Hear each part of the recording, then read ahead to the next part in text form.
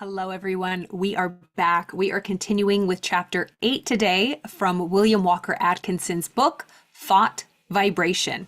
I'm really excited to continue this. Let's dive in. Chapter 8, The Law of Mental Control.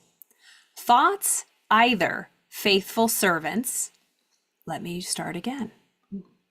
Thoughts are either faithful servants or tyrannical masters. Some of our best mental work performed for us when our conscious mentality is at rest. The key to the mystery.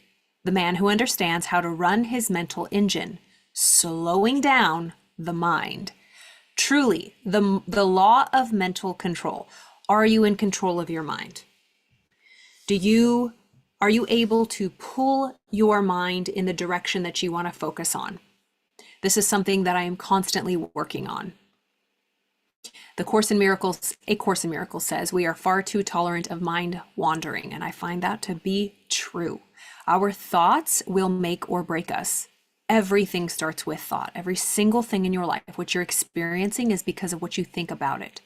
A lot of people think that life just happens to them. Things can happen, but it's how we think about what happens to us, and it's not easy. Life is not easy. So thoughts are either faithful servants or tyrannical masters. Some of our best mental work performed for us when our conscious mentality is at rest. The key to the mystery, the man who understands how to run his mental engine, slowing down the mind. Your thoughts are either faithful servants or tyrannical masters, just as you allow them to be. You have the say about it. Take your choice. What do you choose? You can choose at any moment, right here, right now. We get addicted to certain thoughts, and then they just become habits, and then we're not in control, and then we wonder why we drive ourselves crazy, or we feel like garbage. They will either go about your work under direction of the firm will, doing it the best that they know how, your thoughts, not only in your waking hours, but when you are asleep. Remember, when you're sleeping, your subconscious mind continues to go. It's just recycling all the thoughts that are already there. For 8 hours, you're marinating in whatever thoughts are dominating your mind. So not just in our waking hours, but when we sleep. Some of our best mental work being performed for us when our conscious mentality is at rest, as is evidenced by the fact that when the morning comes, we find troublesome problems have been worked out for us during the night, after we had dismissed them from our minds, apparently, or they will ride all over us and make us their slave if we are foolish enough to allow them to do so. More than half the people of the world are slaves of every vagrant thought which may see fit to torment them. Listen to this. More than half the people of the world are slaves of every vagrant thought which may see fit to torment them. We talk a lot about this here on this channel. Do you allow any thought from friends, family, co-workers, your outside circumstances, social media, YouTubes? Do you allow just any thought to occupy your mind and to take up space? Also, intrusive thoughts, old thoughts from the past, thoughts that are not conducive or don't, like, to your mental health, or don't make you feel good. Just intrusive thoughts. Again, it's not to bypass or to ignore anything. If there is a thought that comes up that you need to take, action or an attention, if you need to take care of something, that's not the type of thoughts we're talking about. And that rarely happens when we have to, protect ourselves, or we're in physical threat or harm or danger to ourselves or others. But 99.99999% of the time, we are just torturing ourselves with intrusive thoughts, with our inability to focus. We keep recycling all of the negative crap that we are ingesting. Mental diet. How is your mental diet? I'll tell you what your mental diet is. How do you feel? If you feel great, your mental diet's great. If you don't feel great, your mental diet is not great. And it's not to blame, shame, or condemn you, but it's to recognize and say, what have I been engaging in? What am I giving my energy, attention, and focus to in my inner world? Where am I giving my energy? Even when it seems like, think about it. There's clickbait. They call it rage bait, clickbait, to get you, pulled in to whatever said post, said article that's really negative, even if it's true. There's a lot of ways people can report the same situation in not a negative and hateful way. And so what are you engaging in? Are things hateful? Are things bias? Are things just echoing what you believe to be true to make you feel like you're better than other people? Like, we pay the price. Everything comes with consequences. When we're judging and criticizing other people, our subconscious mind thinks that we're judging and criticizing ourselves. Your subconscious mind does not know that there's anybody else. So when you're talking crap, judging people, groups of people, anybody, your subconscious mind does not know that you are hating or mad or angry or upset with someone else. It just reads angry, mad, upset, grievance, grudge in your own system.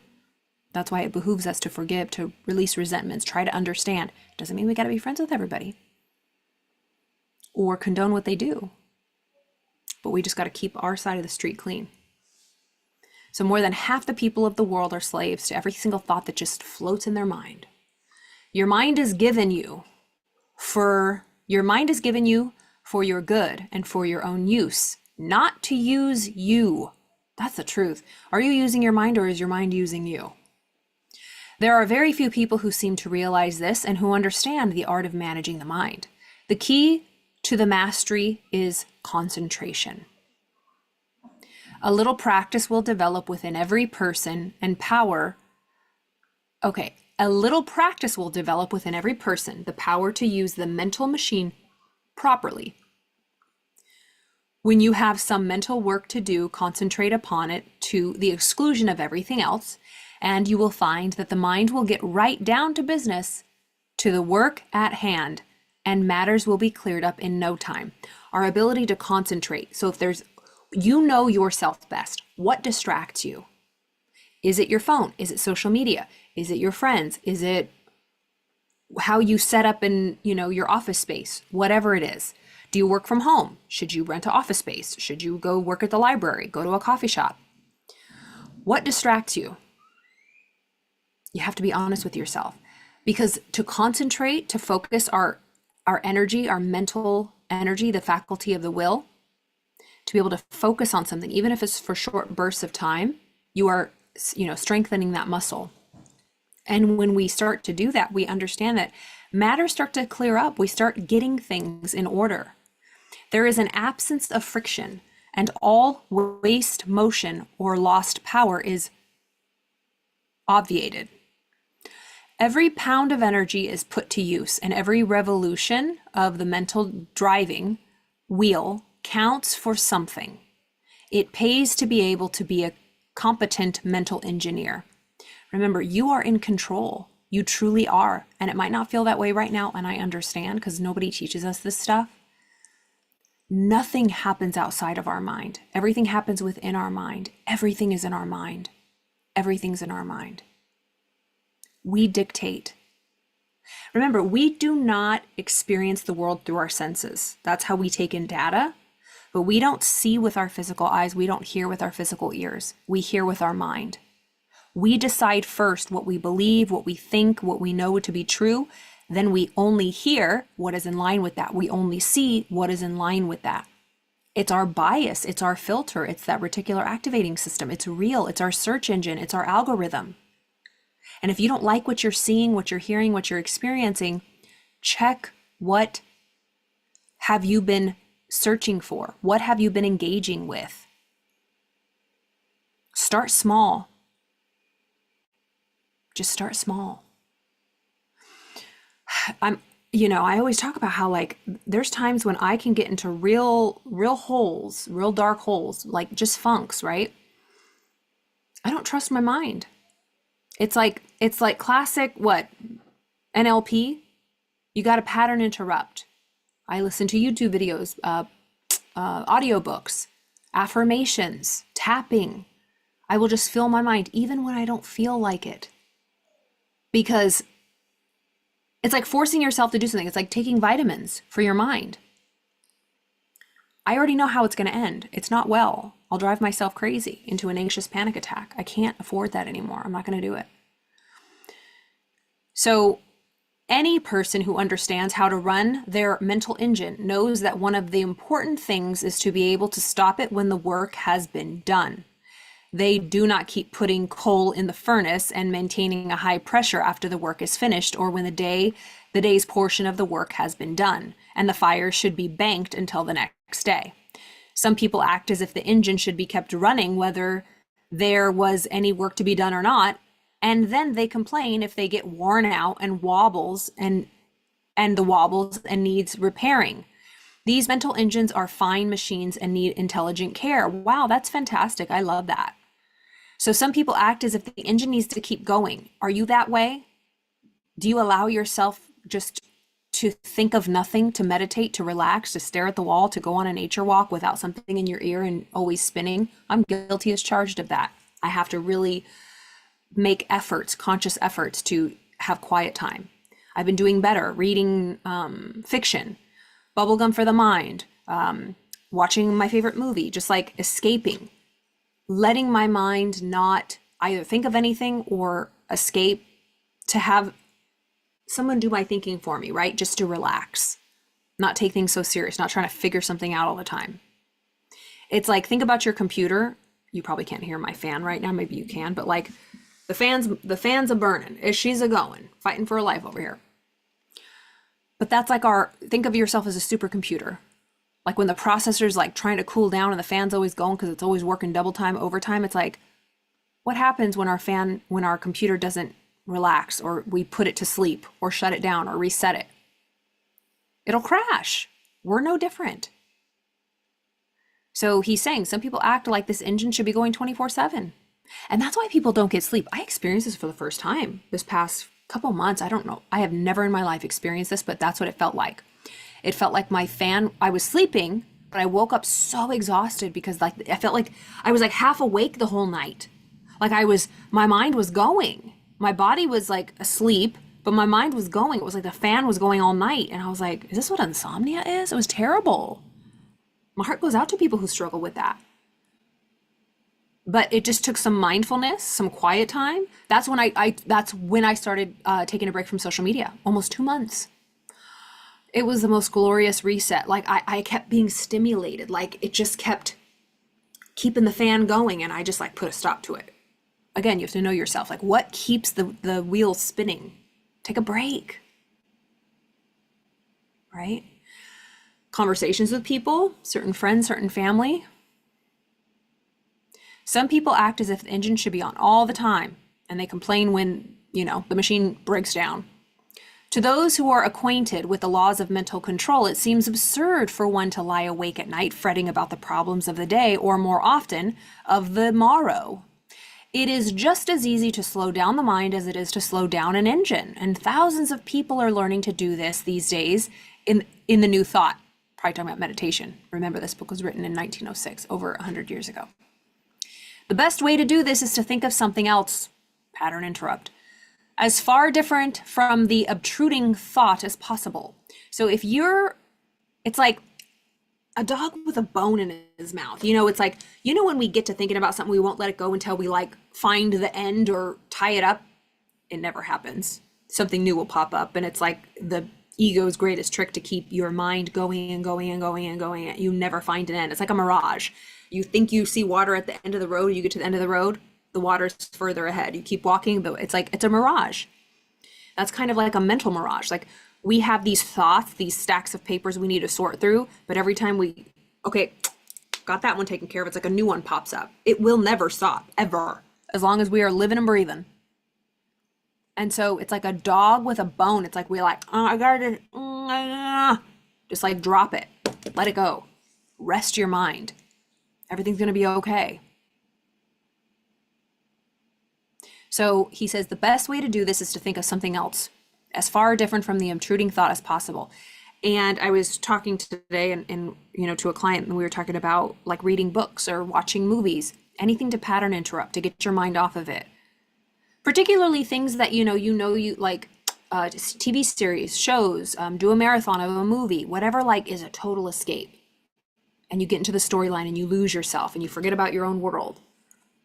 That can be very, very helpful. Cinema therapy. Bibliotherapy.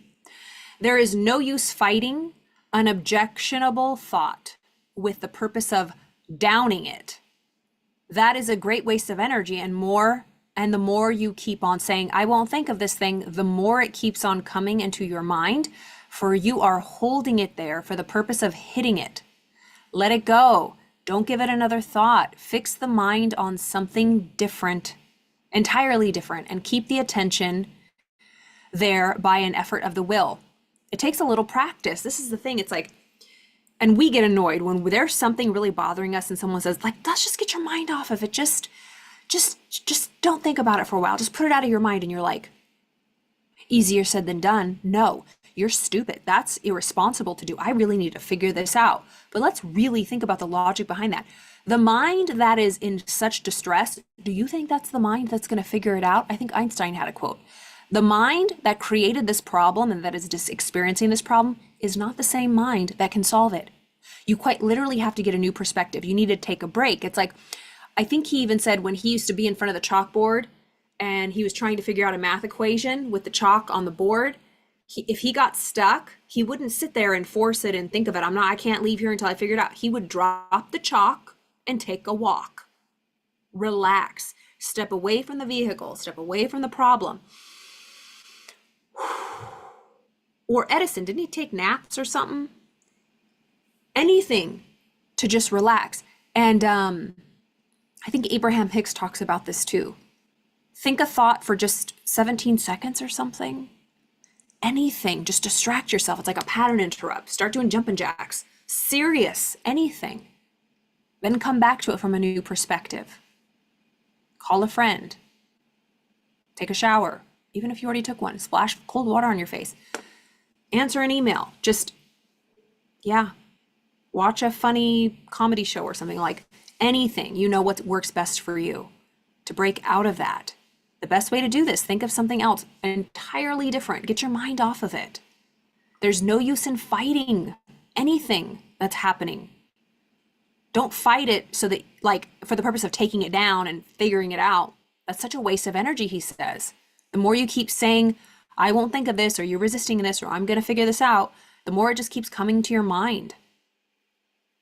And you're holding it for the purpose of just hitting it, beating it. You're like beating yourself up. It's like abuse. Let it go. Just drop it. Drop it. Again, easier said than done. But there's a great, oh my goodness, the Sedona method. Oh my God, are you guys familiar with the Sedona method? I love me some good Sedona method. There's, is it 4 questions you ask? It's so wild. If you ever need to drop a thought, look up the Sedona method. Maybe I'll do a video on that. But it's basically like, when are you going to let this go? Can you let this, are you willing to let it go right now? And just keep asking yourself these questions until you're ready to just drop it, at least for now, whatever it is. And he says it takes practice. It's going to take an effort of the will.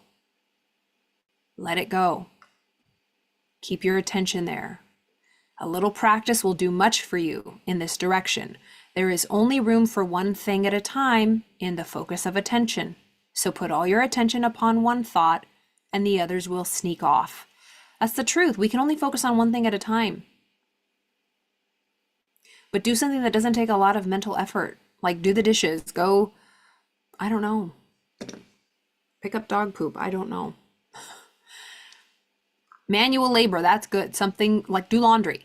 There is only room for one thing at a time in the focus of attention. So put your attention upon one thought and the others will sneak off. Try it for yourself. We did it. That was chapter 8. That was a quickie. That was a quick one. That was chapter 8. Again, we are reading William Walker Atkinson's book, Thought Vibration. We will continue with chapter 9, Asserting the Life Force, next reading.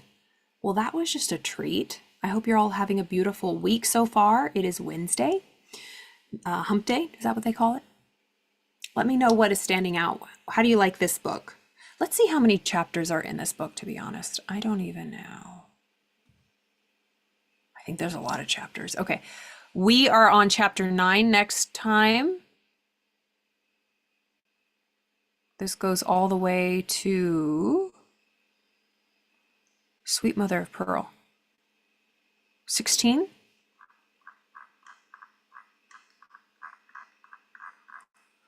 Sixteen chapters.